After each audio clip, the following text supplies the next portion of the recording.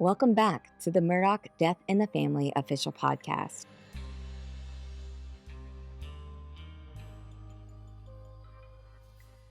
Today, I'm so excited to sit down with Johnny Berchtold, who delivers a powerful and layered performance as Paul Murdaugh in the Hulu original series.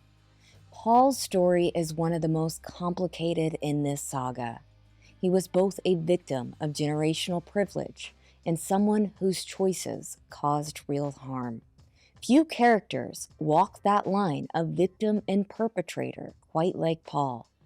And Johnny had the difficult job of bringing that nuance to life on screen. From studying a 400-page binder of research to physically transforming into the role, to filming some of the series' most emotional and challenging scenes, Johnny immersed himself in Paul's world with an incredible level of detail and care. His portrayal doesn't just show us the headlines, it gives audiences a chance to see Paul's humanity, his relationships, and the forces that shaped him. In this episode, we'll talk about how Johnny prepared for that role, what it was like working alongside legends like Patricia Arquette and Jason Clarke, and how the cast and crew created a collaborative environment to tell such a sensitive and important story. So let's dive into my conversation with my friend Johnny Berchtold about his role as Paul Murdaugh in Murdaugh Death in the Family. Okay. Andy. Johnny. Hi. / Paul. It's good to see you. It's good to be here. Thank you for having me. How are you? I'm good. This feels very full circle to listen to your podcast and then to be here and do this. It's very bizarre. Well, you kind of answered the first question, so good job. Oh, thank you so much. Thank you. Oh, how did you first hear about this? And you don't have to say me. You obviously. No, I mean, I knew of the story and of the case prior to even auditioning. And I remember being so fascinated by it and like truly struck by Paul as a person, and then sort of went down the rabbit hole and consumed as much as I could. And then the audition came around and I was like, oh my God, here we go. But yeah, it's a fascinating story. I feel like it captivated so many people, including myself. Yeah. And Paul is one of the most polarizing characters of the entire saga as both a victim and someone whose actions did hurt people. Yeah. How was it like taking on that role? Not easy. I'll say that. No, it's just like you want to approach everything as human as possible. And I'm a firm believer that two things can be true at once. And I feel like Paul is a perfect example of a million things can be true at once. And so I just wanted to make sure we touched on every aspect of who he might have been, especially with our version of Paul. Like, he was absolutely a victim. And he was a victim of the way he was raised. Yeah. But also he made those decisions that had real actual harm and consequences. And to explore what that was like was really, really challenging. But I think having the crew around and this team was like the perfect team to tell the story. Absolutely. Yeah. How did you prepare to take on the role of Paul? Oh, man. It was an all-encompassing experience for sure. And like I said, I had a base level of knowledge and then just consumed as much as I could. And when I signed on, they literally handed me a 400-page binder of research. So that, I mean, essentially became my Bible. It was like that stayed open on my computer for like 6 months. And then it was sort of about just fleshing that out and sort of taking what we need to tell this story that we're telling thematically and emotionally, and then like everyone coming together and bringing their A game, costume, hair, makeup. Like at a certain point, you just look in the mirror and you don't recognize yourself. So that just made it easier to sort of slip in, and yeah, it was all encompassing. It would be the term. And you are not a natural redhead. I have to say that as a natural true. redhead, but I was shocked that you were not, because you, especially Right. when I met you on set, you looked like a full-on. Okay, when we met officially on set, it was a very polarizing experience because I think we were shooting the hospital sequence. Yeah. I looked the way I looked. But again, that's a testament to our hair and makeup team, Addison and Katie and Joseph, our costume. Like they just were able to build the look so well. And yeah, we dyed it all. We dyed the hair. It was wild. Body hair? We sure did. So Yeah. everything. Yeah, it was just like the level of detail and attention. There was so much care put into it. So yeah, they tackled it all.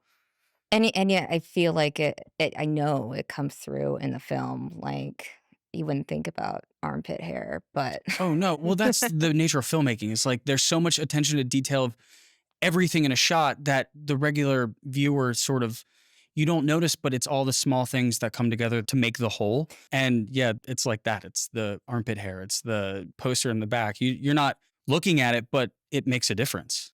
what was it like working with that ensemble, and how did you capture Paul's relationship with Alex, Maggie, and Buster? Yeah, well, first of all, I could never believe that I was sitting at a dinner table with those people: Patricia Arquette, Jason Clark, Will Harrison. I mean, the list goes on. So already it was pretty wild. Every day was like a pinch me moment. I think what's unique about our show and the way we're telling the story is that we really are putting an emphasis on what happens in between the big headline moments.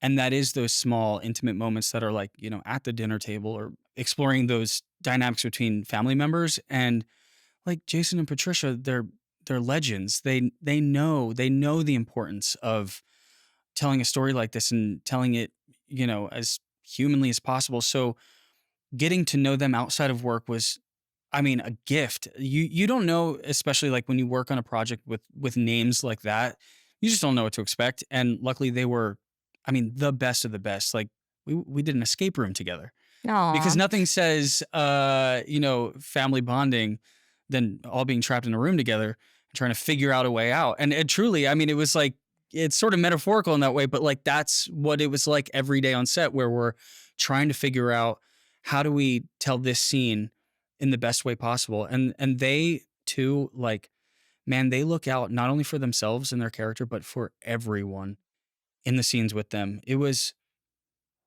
so inspiring to see and be a part of that. But yeah, man, it was pinch me moment all the time. Will and I would like make eye contact and be like, believe that's Patricia Arquette. It's like month 5 doing it. And it's like, it's incredible, but they're also incredible people. So it just made it that much easier to sort of like melt into that dynamic. Right. Yeah. It took me a while to actually approach Patricia because she's Queen Patricia Arquette, Well, of like, it's course. uh, Of and course. Jason, I still haven't talked to him yet because I'm so terrified, like, I know. Well, that's he the thing too, is like you'd be having the most incredible conversation. They're telling you a story about something and you're like, oh my God. Then all of a sudden they yell action and they suddenly make a face you've never seen before and give the performance of a lifetime. And you're like, wait, you were just asking me about the show I was watching and now you're, it's incredible to witness. You got any idea what this thing costs? Hey, how hard I got to work to bring you on a trip like this? I didn't ask and come All here. you got to do is to sit back and enjoy yourself. But I know you got to be a little in case for 1 minute, we all forget what a gigantic up you really are. If I'm such a up, why'd you give me the keys to the boat? So one of the things that I really loved about the show was it explored the relationship between Gloria and Paul, which is a tragic one, Yeah. but it was something that my sources told me during my reporting that I was like, wow, there needs to be more on that because it really, as soon as somebody told me that, Mhm. that how close Paul was with Gloria and how he really thought of her as Mhm. another mother, it changed my whole perception of Paul. I Right. started to think of him different, and I'm still thinking of him different through your representation of him, and I think that that shows what a great actor you are. Well, thank you for saying that. Yeah, I mean, really, I think the team understood that exact thing. It just shows a shade of him that I think a lot of headlines miss Yeah. in the story. And I know we shift around some timeline events in the show, but I really think we understood how important Gloria's whole being was important to the whole story in general. Like, I don't think you get who Paul is without Yeah. his relationship with Gloria. And also, it's so important to explore who Gloria was as well, and the juxtaposition between her and the Murdaughs. Yeah.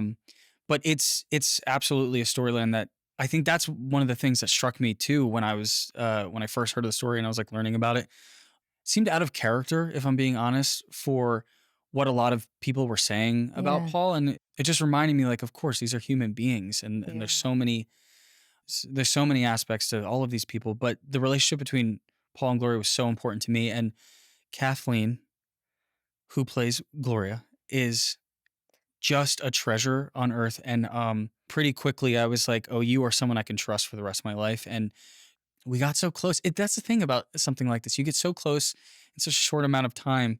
And then next thing you know, we're at Gloria's funeral in the show. And now I'm having to say goodbye to Kathleen because she was wrapping out of there. And it just stressed the importance of that dynamic. And Yeah. it shows so much of who Paul was. And then of course you need that story in there, especially because of the effect it had on her sons and what Alec did. And it's just I think that dynamic shows so much of who Paul was, and I'm so grateful that we got to tell that story and the story inspired by it. And Kathleen played her beautifully, and she Oh, was just yeah. such a beautiful um, figure that I was like, hey, you need that.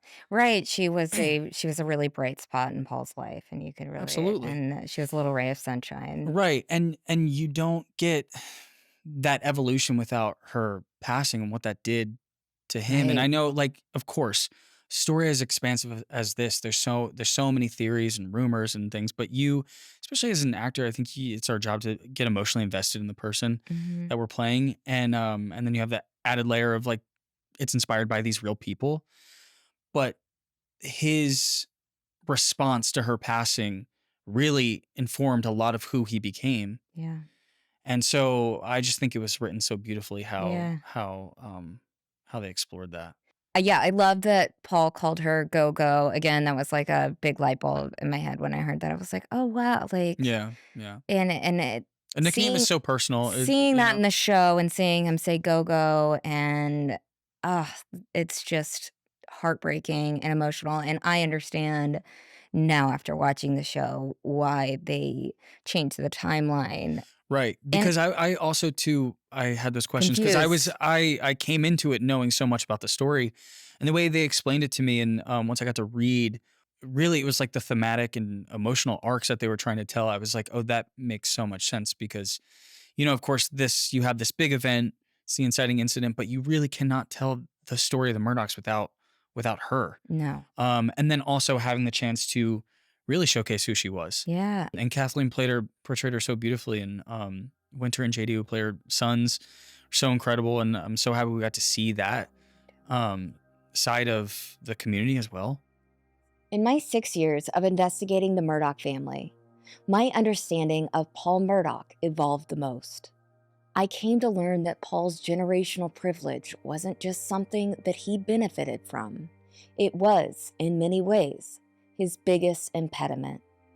It allowed him to make choices that caused other people harm without having the fear of consequence. That much was clear from the beginning.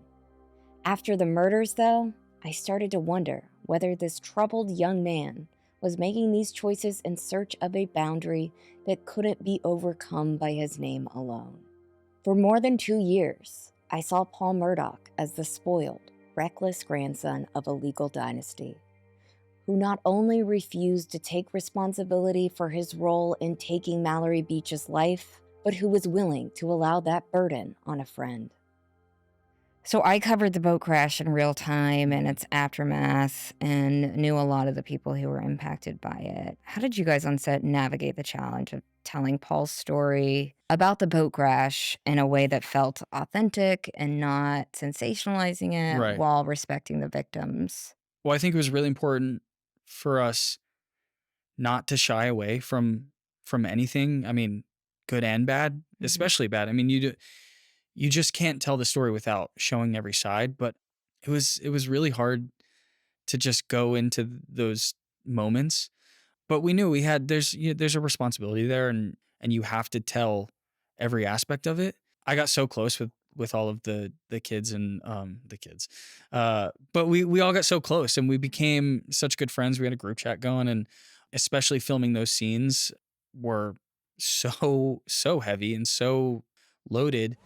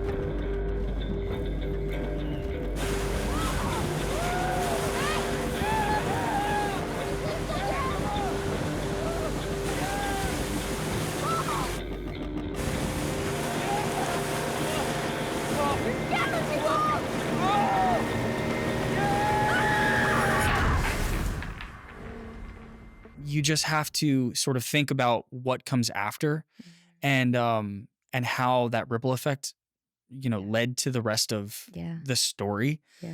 And yeah, I mean, you have someone who was raised without consequence, which is something we absolutely explore. And because of that, something terrible happens, and there's no excuses for it. Mm-hmm. But to understand that story, the being raised without consequence, the idea of kids taking their cues from their parents, that is the story of the Murdaughs. That's how you get that cycle that goes back generations. And then this time the cycle breaks. Yeah. And it's because of this big event, I think.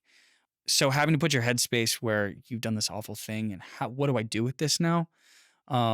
We absolutely wanted to explore, and it's deep, man. It's really, it's tough. And I think a lot of it, like, it is rooted in reality, and it's something that I didn't discuss enough, but heard from lots of sources that Paul, that was another light bulb moment for me one day. A close friend of Paul's said, I think that he would have taken responsibility for the boat crash if Alex would have let him. If given the chance, right? Yeah. It's exactly. It's like I think a lot of times when we consume this type of media, it can be a very singular viewpoint, right? Like you watch a movie and you go, okay, that's the villain, this is the protagonist. But that's not life. Life is not black and white. And so to sort of understand how we get to that point, you have to show every side. And I think that's why we consume true crime. I think that's why we're so interested in true crime, because we want to know like what makes these people tick. Yeah.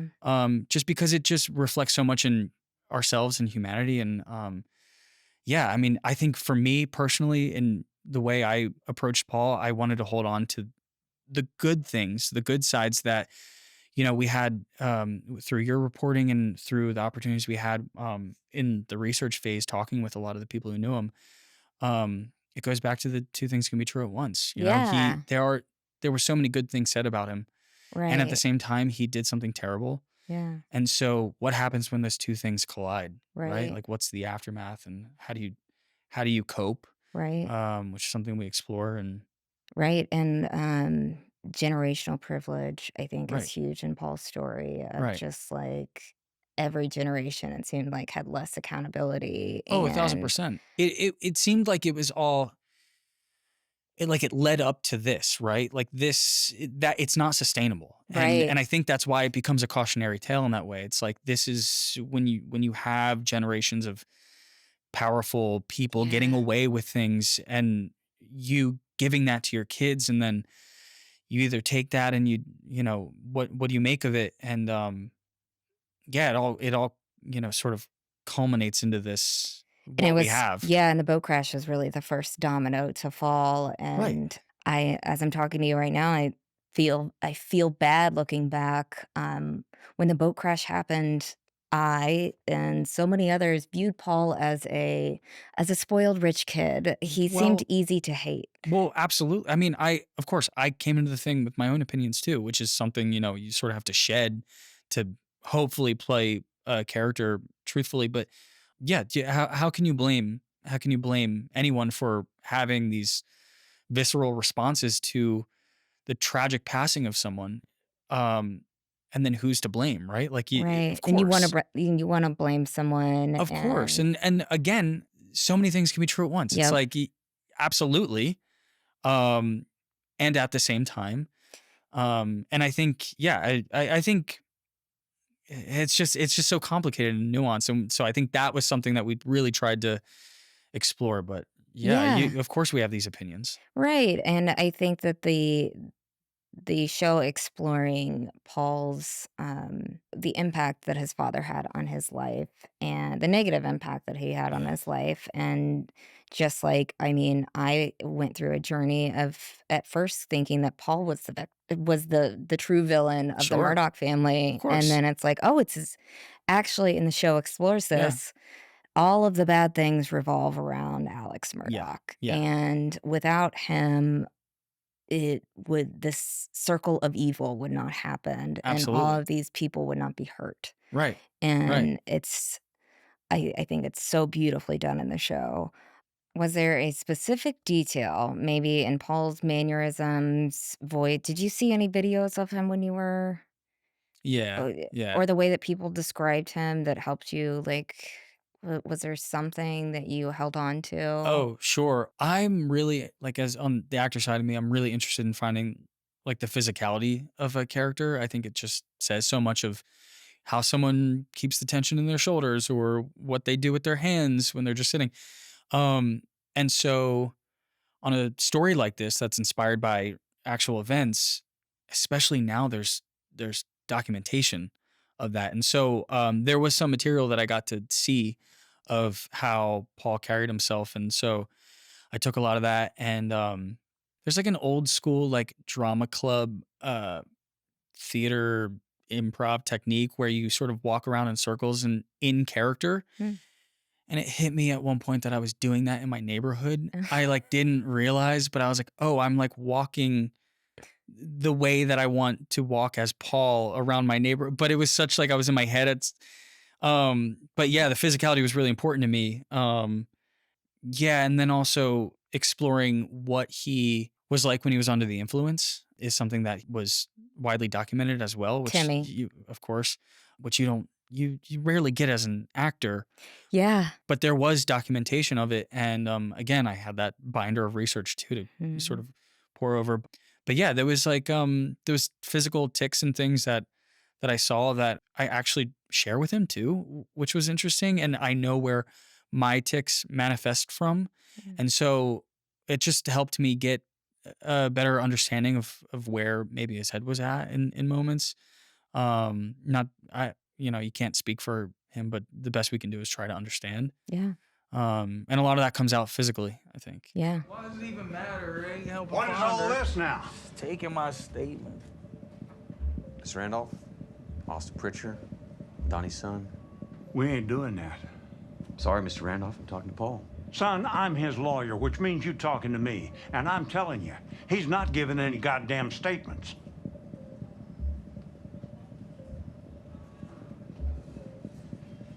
All right, well, faster the better, Bo. Thanks. Ask John Marvin, he's on the way to the crash site. DNR, maybe that'll help. I don't know about that. It's Donnie Pritchard's boy. He's trying to get statements from the kids. Damn, seriously? Damn, look at you, girl. Maybe your ensemble when you can. Yeah, you wanna hold it for me? Shut up, cop! All right, Paul Terry, please. All right, nothing. Boy's drunker than Cooter Brown. Daddy, just... Yeah. Yeah. Have you Gerald ever been McCready. yelled at like that on in a show? No, no, and especially from him. Here's the thing: he's such a kind person, and I mean he's a legend. So he has so many stories, and that's what In Between takes is like, and hanging out in the makeup trailer. He's like, is so giving in the stories that he tell, and then all of a sudden they yell action and he becomes a different person, obviously. Him yelling at me like that was frightening, of course. I mean, I was already in such like a wild headspace, but the first time he did it, I was holding a cup and I jolted so badly I threw the cup. Um, it was just like, who are you? I mean, it was wild. He's so good. So So good. good. Like, Just deepens that moment. It's like it also emphasizes what Paul might have been like in the hospital. right. And the Um, family dynamics too. the family dynamics, yeah. You figure, well, I'm sure Alec heard that too. Hmm. Um, But he didn't care to right, to correct his son. right, And a lot of people believe that Randolph was really like the glue that was holding everything together of and really course, the problem solver of the family. And of that kind course. of shows in seeing like Paul is just getting out of control. Right, right. And And he'll listen to him. yeah, and Yeah. Randolph is losing it. And Yeah, yeah. That's Yeah, definitely something we wanted to explore, yeah, especially in the sequence too. I have to give a shout out to casting as well, of course. If we're going to talk about the people in this cast, it starts with casting, and yeah. what an incredible challenge they had with this to find people to play, these characters inspired by real people. I was just thinking about this with Jason. Like, they had to have vision to be able to Of see course. that transformation. Yeah. And that's a talent to Yeah. be able to Yeah. see someone like, oh, you can transform. You don't really Yeah. look like him in the moment, Right. but Yeah. I mean, I didn't originally read for Paul, um, and I think they knew immediately that it wasn't a right fit, and so they brought me in for Paul, and that's just who did you read for? I originally read for Buster actually, and so I think they knew I knew maybe this wasn't right, and then but yeah, they're so good at their job that they can recognize that, and yeah, it shout out to them because they're I incredible, and thank you so much. Yeah, I'm loving the evolution of comments that I'm seeing online that like when first casting would come out and people would be like, he looks nothing like Well, Paul. absolutely. He We all looks do that, nothing I like think. We especially for, when you know a story or if they're doing a remake or something, whatever, you just have strong feelings on because we have these visuals tied to right. it. Yeah. But it takes casting to have that Talent. Yeah. vision and, studio and all of the people at the top to just have a vision and say, trust me on this or let's see if it works. Maybe it doesn't, maybe it does. But yeah, everyone brought their A game. And Absolutely. yeah. And it starts there, I think. Yeah, absolutely. Well, thank you, Johnny/Paul. We really appreciate you being here. Thank you so much for having me. I'm so grateful to know you now and to have this friendship and yeah, this has been such an incredible journey and appreciate all of your work on this too. Thank you. Wow. Johnny Berchtold's version of Paul Murdaugh really reflected the conflicting information we were getting about who Paul Murdaugh was before the boat crash and who he was after the boat crash. Johnny not only made the struggle of being Paul Murdaugh deeply felt, he was able to get to the heart of what a friend of Paul's once said to me, that had Alec allowed it, they thought Paul would have taken responsibility for the boat crash. Johnny's performance was eye-opening for me in a way that I didn't expect. His portrayal wasn't just of Paul Murdaugh, but of anyone being kept from their own path of redemption. The fourth installment of Murdaugh Death in the Family will arrive with a new podcast featuring the Kathleen Wilhoit, who portrays Gloria Satterfield. It was honestly one of my most treasured conversations throughout this entire journey. We hope you're enjoying the original series, Murdaugh Death in the Family. And don't forget to like, share, subscribe, and leave a comment or 5-star review to give our creators, cast, and crew the praise that they deserve. And don't miss Murdaugh Death in the Family, now streaming on Hulu and Hulu on Disney+.